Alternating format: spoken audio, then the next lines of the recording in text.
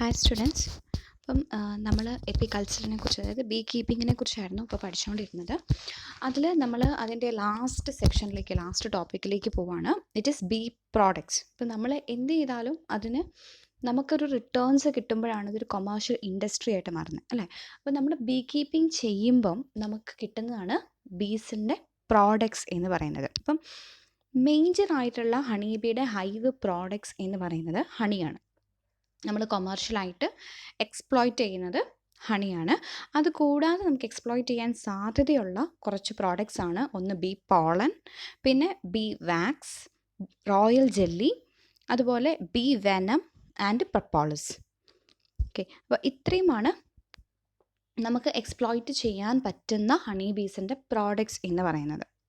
അതിൽ നമ്മുടെ ഫാമേഴ്സ് ജനറലായിട്ട് എടുക്കുന്നത് ഹണിയാണ്. അല്ലാതെ വളരെ കുറച്ച് ഫാമേഴ്സ് ബീ വാക്സും എടുക്കാറുണ്ട്. നമുക്ക് അല്ലാതെ ചെയ്യാൻ പറ്റുന്നതാണ് റോയൽ ജെല്ലി എടുക്കാം, അതുപോലെ തന്നെ എപ്പിതെറാപ്പി നമ്മുടെ ഇവിടെയൊക്കെ ചെയ്യുന്നതാണ്. അത് ബീ വെനം ഉപയോഗിച്ചിട്ടാണ് ചെയ്യുന്നത്. പിന്നെ പ്രപ്പോളിസ്. അപ്പം ഇത്രയും സാധനങ്ങളും ഹണിബീയുടെ ഹൈവിൻ്റെ പ്രോഡക്റ്റ്സ് ആയിട്ട് നമുക്ക് എക്സ്പ്ലോർ ചെയ്യാൻ പറ്റുന്ന കാര്യങ്ങളാണ്. ഇനി നമുക്ക് പഠിക്കാനുള്ളത് എന്തൊക്കെയാണ് അതിൻ്റെ composition, what are the uses, how can we harvest, ഇങ്ങനത്തെ കാര്യങ്ങളാണ് നമുക്ക് പഠിക്കാനായിട്ട് ഉള്ളത്. അതിൽ ആദ്യത്തേത് ഹണി എന്ന് പറഞ്ഞാൽ നമുക്ക് ഏറ്റവും കോമൺ ആയിട്ടും നമുക്ക് വളരെ സുപരിചിതമായ ഒരു സബ്സ്റ്റൻസ് ആണ് ഹണി, അല്ലെങ്കിൽ തേൻ എന്ന് പറയുന്നത്. The flower's nectar is a solution of sugars and other minor constituents that bees collect and concentrate into honey. ഇപ്പോൾ ഫ്ലവേഴ്സിൽ നിന്നും പൂന്തേൻ എന്ന് പറയുന്നത് നെക്ടറാണ്. നെക്ടർ എന്ന് പറയുന്നത് തേനല്ല, മീൻസ് നമ്മൾ എടുക്കുന്ന തേനല്ല, പൂവിൽ നിന്ന് കിട്ടുന്ന തേൻ എന്ന് പറയുന്നത് ഇറ്റ്സ് ഡിഫറെൻറ്റ്. അപ്പോൾ ഹണി ബീസ് ചെയ്യുന്നത് വെച്ചാൽ ഈ നെക്ടറിനെ ഹണിയായിട്ട് കൺവേർട്ട് ചെയ്യുന്ന ആൾക്കാരാണ് ഹണി ബീസ് എന്ന് പറയുന്നത്. അവരത് കളക്ട് ചെയ്ത് അതിനെ നെക്ടറിനെ കോൺസെൻട്രേറ്റ് ചെയ്ത് അവരത് ഹണിയാക്കി മാറ്റും. It is a sweet viscous fluid produced by the honey bees ആണ് ഹണി പ്രൊഡ്യൂസ് ചെയ്യുന്നത്. ഇറ്റ് ഈസ് സ്വീറ്റ്, അറിയാം, വിസ്കസ് ഫ്ലൂയിഡ് ആണ്, അതിൽ വാട്ടറിൻ്റെ കണ്ടൻറ്റ് വളരെ കുറവായിരിക്കും. Produced by honeybees. It is collected as nectar from nectarines at the base of the flowers. അപ്പം ഹണി കളക്ട് ചെയ്യുന്നത് നെക്ടർ ആയിട്ടാണ് ഫ്രം ദ നെക്ടറീസ് ഓഫ് ദ ഫ്ലവേഴ്സിൻ്റെ നെക്ടറീസിൽ നിന്നാണ്. ഫ്ലവേഴ്സിൻ്റെ അടിയിൽ നിങ്ങൾക്കറിയാം, അപ്പം നമ്മളൊരു ചെമ്പരത്തിപ്പൂ എടുക്കുകയാണെങ്കിൽ അതിൻ്റെ അടിഭാഗത്താണ് അതിൻ്റെ തേനിരിക്കുന്നത്, അല്ലേ? അതുപോലെ ആ തേൻ എടുത്തിട്ടാണ് ഇവർ ഹണിയാക്കി മാറ്റുന്നത്. They also collected from nectar secreted by plant parts other than flowers such as extrafloral nectaries.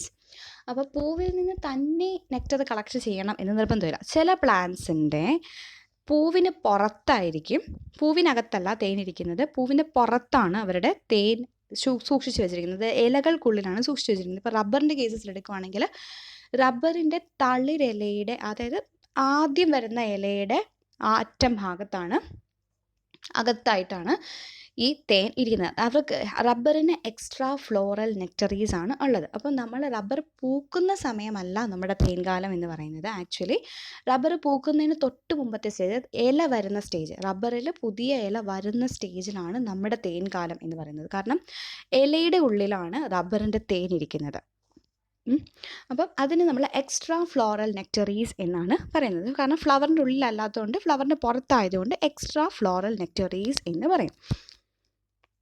Next, എങ്ങനെയാണ് ഹണി റൈപ്പൻ ചെയ്ത് എടുക്കുന്നത്? നെക്ടറിനെ എങ്ങനെയാണ് അവർ ഹണിയാക്കി മാറ്റുന്നത്?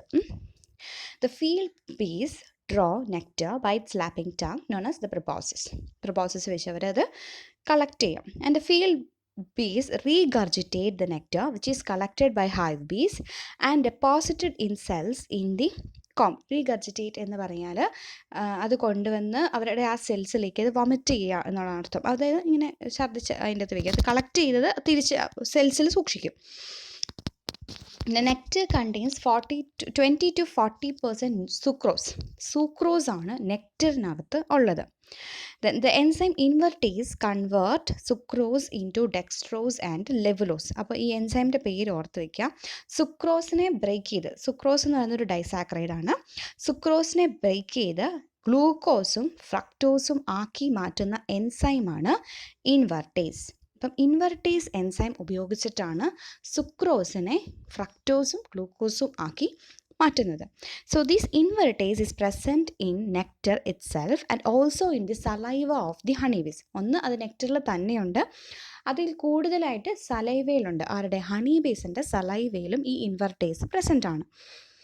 അപ്പോൾ finally ripening of honey takes place by the action of the enzymes and by the evaporation of water from honey by temperature and the ventilation produced by the fanning of bees wings by the bees. അപ്പം finally ഇതെന്താ ചെയ്യുന്നത് വെച്ചാൽ അവർ nectar കൊണ്ടുവരുന്ന nectar പല തവണ അവരുടെ വായിലിട്ട് ഇങ്ങനെ ആ ഇൻവെർട്ടേസ് എൻസൈമുമായിട്ട് മിക്സ് ചെയ്യും. എന്നിട്ട് എന്ത് ചെയ്യും? അതിനെ വീണ്ടും സെൽസിലേക്ക് കളക്ട് ചെയ്യും. ആ കളക്ട് ചെയ്യുന്നതിൽ വാട്ടർ കണ്ടൻറ്റ് വളരെ കൂടുതലായിരിക്കും. അപ്പോൾ അവരെന്ത് ചെയ്യും? Water evaporate ചെയ്യിക്കും.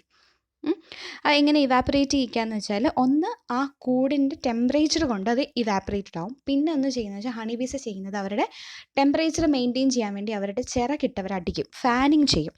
അങ്ങനെ ഫാനിങ് ചെയ്യുമ്പം ഓട്ടോമാറ്റിക്കലി ഈ ടെമ്പറേച്ചർ മീൻസ് അതിൻ്റെ അകത്തുനിന്ന് ആ വെള്ളം ഇവാപ്പറേറ്റ് ചെയ്ത് പോകും.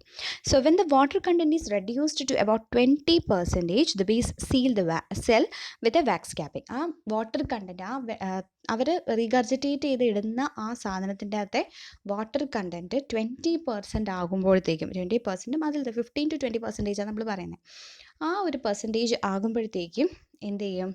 ഈ സെൽസിനെ സീൽ ചെയ്യും. അപ്പം അവർ കൊണ്ടുവരുന്ന നെക്ടറിനകത്ത് 20 to 40% സുക്രോസ് ഉണ്ടെങ്കിൽ ഹണിക്കകത്ത് ലെസ് ദാൻ 5% സുക്രോസ് കണ്ടൻറ്റ് ഉണ്ടാവാൻ പാടുള്ളൂ. എങ്കിൽ മാത്രമേ അതൊരു നല്ല ക്വാളിറ്റി ഹണി ആണ് എന്ന് പറയത്തുള്ളൂ.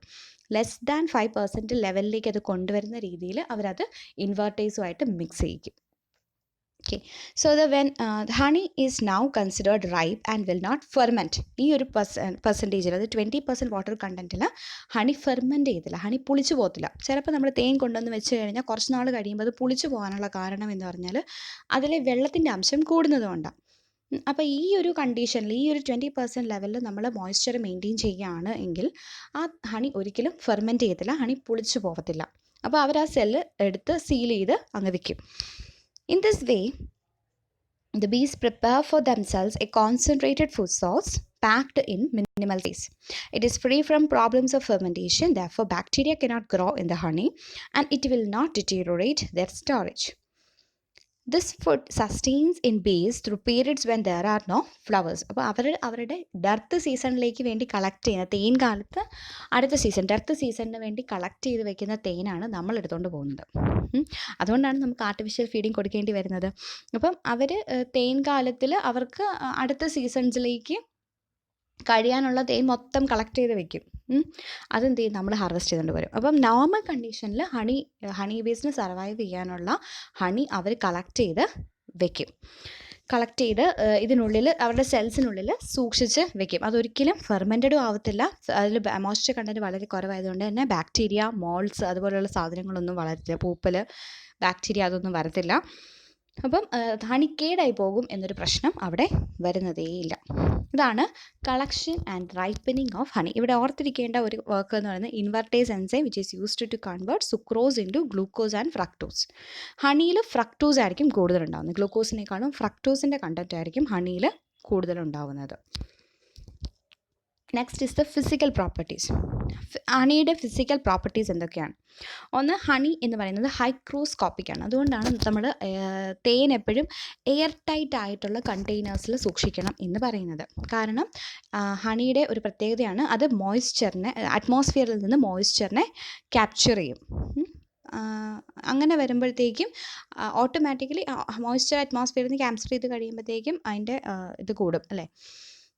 ഹണിയുടെ മോയ്സ്ചർ കണ്ട് 20% നിന്ന് എക്സീഡ് ചെയ്ത് കഴിഞ്ഞ് കഴിഞ്ഞാൽ ഫെർമെൻറ്റഡ് ആയി പോകും. പിന്നെ തേൻ ചീത്തായി പോകും, നമുക്ക് ഉപയോഗിക്കാൻ പറ്റത്തില്ലാത്ത അവസ്ഥയാവും. അപ്പോൾ ഒരിക്കലും തേൻ എക്സ്പോസ് ചെയ്ത് വെക്കരുത്, എയറിൽ എക്സ്പോസ് ചെയ്ത് വെക്കരുത്. ഹണി വെക്കുന്ന കണ്ടെയ്നേഴ്സ് തുറന്ന് വെക്കരുത്, എയർ ടൈറ്റ് ആയിട്ട് അടച്ച് മാത്രമേ വെക്കാൻ പാടുള്ളൂ. It is expose to, if expose to air it absorbs moisture. And it is a viscous fluid. Viscous എന്ന് പറഞ്ഞാൽ അതിങ്ങനെ എന്താ പറയുക, കയ്യിൽ പറ്റി പിടിച്ചിരിക്കും. നമ്മൾ വെള്ളം പോലെയല്ല, എന്നാൽ ഇച്ചിരി കട്ടിയുള്ള ഫ്ലൂയിഡാണ്. Heating of honey reduces viscosity. അത് നമ്മൾ ചൂടാക്കുമ്പോൾ വിസ്കോസിറ്റി കുറയും. Then specific gravity of pure honey is 1.35 to 1.44 grams per cc cubic centimeter. അത് ഓർത്തിരിക്കണം, ആ വാല്യൂ ഓർത്തിരിക്കണം. Specific gravity of pure honey is dash എന്ന് ചോദിച്ചാൽ അറിഞ്ഞിരിക്കണം. 1.35 to 1.44 grams per cc, unit ഉൾപ്പെടെ ഓർത്തിരിക്കുക. The refractive index of honey helps to find the moisture content measured using refractometer. Refractive index കണ്ടുപിടിക്കുന്നതാണ് റിഫ്രാക്ടോമീറ്റർ വെച്ചിട്ട്. റിഫ്രാക്റ്റീവ് ഇൻഡെക്സ് കണ്ടുപിടിക്കാൻ ഉപയോഗിക്കുന്ന എക്വിപ്മെൻറ്റിൻ്റെ പേരാണ് റിഫ്രാക്ടോമീറ്റർ. അത് ഓർത്ത് വെച്ചിരിക്കുക. Next, crystallisation of honey. അത് നമ്മൾ കണ്ടിട്ടുണ്ടാവും. നിങ്ങൾ തേൻ കുറച്ച് നാൾ നമ്മൾ ഒരു അനക്കവും ഇല്ലാതെ അങ്ങനെ വെച്ച് കഴിഞ്ഞാൽ അതിനകത്ത് ഒരു തരി പോലെ വരാൻ സാധ്യതയില്ല. അപ്പോൾ ചിലർ പറയും അത് കേടായിപ്പോയി, എടുത്ത് കളഞ്ഞേക്കാന്ന് പറയും. ഒരിക്കലും ചെയ്യരുത്. ഹണിക്ക് ഒരു കുഴപ്പവും ഉണ്ടാവില്ല. അത് അതിനകത്തുള്ള ഒരു മെറ്റീരിയൽ ഗ്രാന്യൂൾസ് ആയിട്ട് മാറുന്നതാണ്, പഞ്ചസാര ഫോം ചെയ്യുന്നതാണ് ഈ തേൻ്റെ അകത്ത് ക്രിസ്റ്റലൈസേഷൻ നടക്കുന്നത്. This is a natural property of honey, particularly at low temperature. Temperature കുറയുന്ന അവസ്ഥയിലാണ് ഗ്രാനുലേഷൻ ഉണ്ടാവുന്നത്. The dextrose present in the honey granulate and settle down. അപ്പം ഞാൻ പറഞ്ഞു, സുക്രോസ് എന്ന് പറയുന്നത് കൺവേർട്ട് ചെയ്ത് ഡെക്സ്ട്രോസും ലെവലോസുമായിട്ടാണ് മാറുന്നത്. അതിൽ ഡെക്സ്ട്രോസിൻ്റെ കണ്ടൻറ്റ് കൂടുന്ന അവസ്ഥയിലാണ്, അല്ലേ? ഡെക്സ്ട്രോസ് എന്ന് പറയുന്നത് ഗ്ലൂക്കോസും ലെവലോസ് എന്ന് പറയുന്നത് ഫ്രക്ടോസുമാണ്. അപ്പം ഞാൻ പറഞ്ഞു, നോർമൽ കണ്ടീഷനിൽ ഫ്രക്ടോസ് കണ്ടൻറ്റ് ആയിരിക്കും ഹണിയിൽ കൂടുന്നത്. ഇനി ഏതെങ്കിലും ഒരു കാരണവശാൽ ഫ്രക്ടോസ് കണ്ടൻറ്റിനേക്കാളും ഡെക്സ്ട്രോസിൻ്റെ കണ്ടൻറ്റ്, അതായത് ഗ്ലൂക്കോസിൻ്റെ കണ്ടൻറ്റ് ആണ് ഹണിയിൽ കൂടുതലെങ്കിൽ ആ ഡെക്സ്ട്രോസ് എന്തായി മാറും? ഗ്രാന്യൂൾസ് ആയിട്ട് മാറും at low temperature. So levulose and water remain at the top which is more prone to fermentation.